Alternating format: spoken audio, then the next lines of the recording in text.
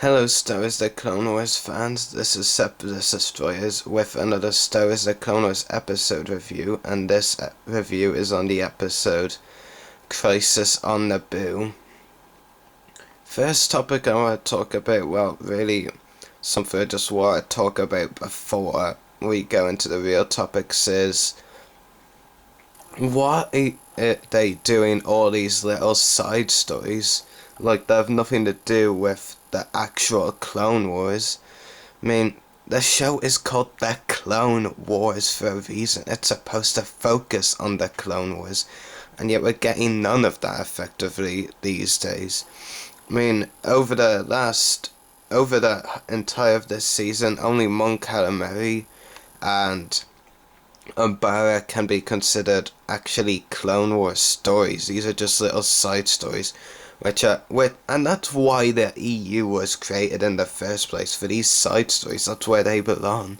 So get them out of our show. I don't want to see these stupid side stories, especially if they're boring and pointless, like the Mercy Mission and No More Droids episodes. And this is actually another example, but I'll get to that later.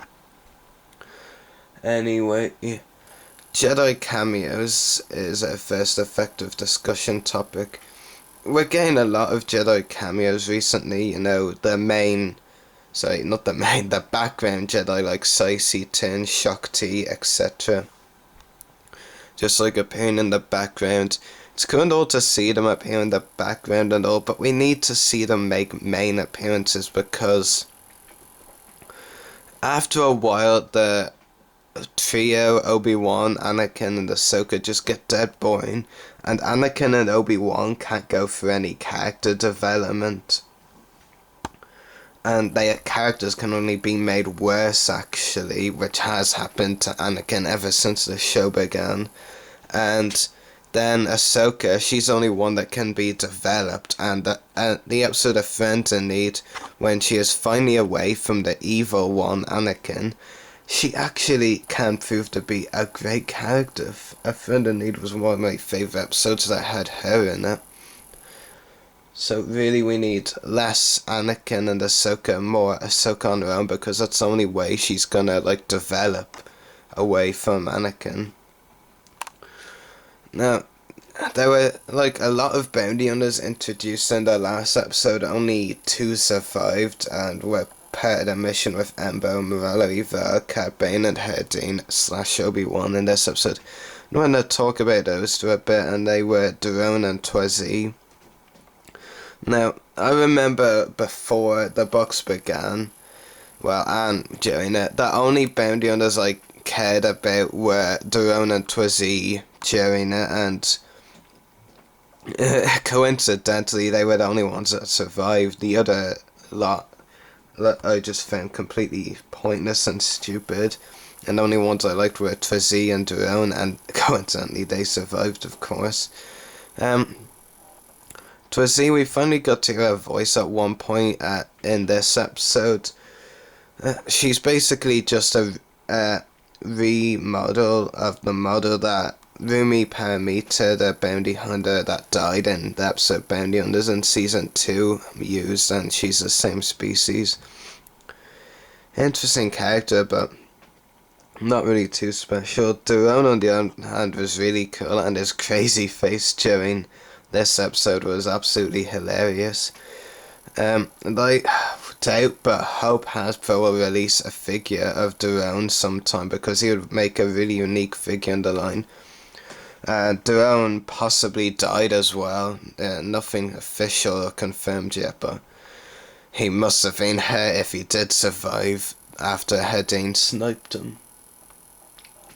Anyway, another thing I wanted to talk about is Padme Amidala's many outfits. Padme has so many outfits in this show that you could have several Hasbro battle packs, which are 3 figures in each battle pack now, for just Padme figures of her outfits. And even here in this episode, where she hardly appears, she has at least 2 all-new outfits. I mean, oh god, at times it seems this show is more interested in literally making Padme outfits and making a good story, or making new characters like Tikus or non-separatists like Opera and Sisters and all that. It kind of gets frustrating at times. And it's quite annoying, especially as, in my opinion, Padme only has a couple of decent outfits in the show. Her Adventure One and Destroy Malevolence, and the Naboo Battle Gear and Shadow Warrior, which is effectively the Phantom Menace gear, though. Next up, this was a quite funny and crazy thing I noticed over this before this episode and during it. In Friends and Enemies, it was said by Palpatine that Rex and the 501st will escort him to Naboo. We get to this episode, it's now the shock troopers, who it should actually be all the time. That's their job, protect and escort the Chancellor, that's their role. But then, in the last shots with clones in this episode, they're all white Phase 2 clones, like the Hasbro figure that I reviewed. So, it's quite weird all the changes that went through the clones in this arc. Another thing I did like, one of the few things I did like actually, was the Attack of the Clones reference when Anakin cuffed Razie's hand, and then you see the hand falling over the speeder. That was pretty dark, and there was a nice touch to Attack of the Clones when Anakin chopped Sam Wesell's hand off as well. Now, something that's really irked me, annoyed this season, is the amount of Anakin Dooku duels. There's way too many now.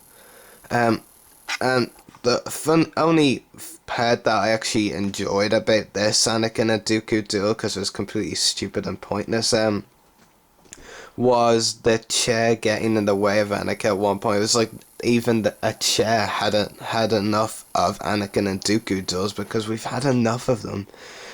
They're not meant to meet properly and duel between Attack of the Clones and Revenge of the Sith. Don't mention EU, because who cares about it really. And yeah, it was quite frustrating to see yet another duel. I mean, we've had 3 this season now. That's 3 more than we've had for the entire series, because I'm not counting the movie duel. And it is getting quite frustrating having to see all these Anakin Dooku duels when we know what will happen in Revenge of the Sith, and they keep making that quote, "My powers have doubled since the last time we met," count so pointless every time they do another duel. I mean, it would just utterly be dreadful if the very last episode of this series has an Anakin Dooku duel, because then they'll meet only a few days later before that Anakin kills Dooku.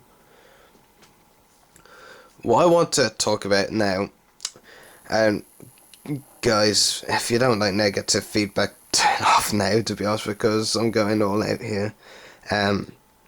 This arc was utterly pointless. It did nothing. There was no plot in any of the episodes. There was a couple of decent episodes, but none that great, and a couple of atrocious episodes that were absolutely unnecessary and had no purpose. And this arc, truthfully, shouldn't have been made. I mean, I've heard some people say to me, well, there's development between Anakin and Palpatine and all of that, and Anakin's distrust of the Jedi. Well, they could easily do an Anakin not trusting the Jedi by actually focusing on the Clone Wars. People would like that. I mean, you have this massive battle within 1, 2 or 3 episodes, and Anakin meets this new Jedi who he doesn't really trust, and take it on from there, but whatever. I mean, the way they handled it was just absolutely pointless. And what's annoyed me more than anything about this episode starts right where the arc this arc ends right where the arc started, effectively. Mallory, Val, and Cad Bane in prison, and at the end of it, Val and Cad Bane are taken back to prison. If you're writing a story, you can't reuse the start as the ending, otherwise it's not a good story. In fact, it's not even a story, it's just dead lazy. I mean, there's no story, effectively, to it. I mean, okay, before I go all negative mode, I have to say this. This episode could have had a purpose. They actually hinted at a purpose for this arc in the last episode by mentioning their plan to release separatist prisoners. Okay, if they did that, I will shut up, because that would mean this episode had purpose. But they did not release the separatist prisoners when they need to be out by Revenge of the Sith. So no, I will not shut up. It was pointless. What were they doing? I had no purpose. And it was just stupid what they did. Anyway, I'm going to give this episode a rating of, at most, I mean, I could easily give this less, to be absolutely honest with you, and that rating is 3.5 out of 10, and I could honestly give it worse, because it could definitely deserves it, to be honest. There was no plot, there was absolutely no character development. A few characters were even made worse, to be honest. Like Cad Bane defeated way too easily by Obi-Wan, and the action was minimal, and when it was there, it was weak. We had yet another Dooku Anakin duel, and so on. I think I'm actually being way too generous with my rating, to be perfectly honest with you, because it really was a poor episode. Hopefully, the next 4-part, which is the season finale, will actually be much better, though, and I'm actually looking forward to it. But there's one thing, there's always one thing with me that irks me about the finale.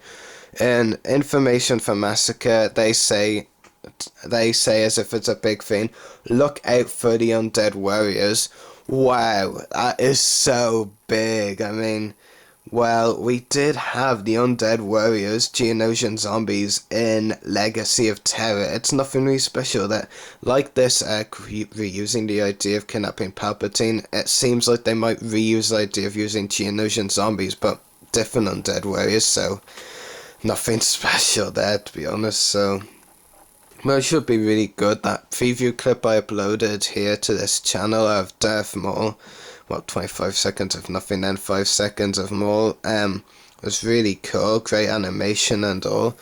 Sam Witwer's voice for Maul is interesting, and I honestly prefer it to the Maul voice in The Phantom Menace, but whatever. Anyway, hope you've all enjoyed this negative review. May the Force be with you.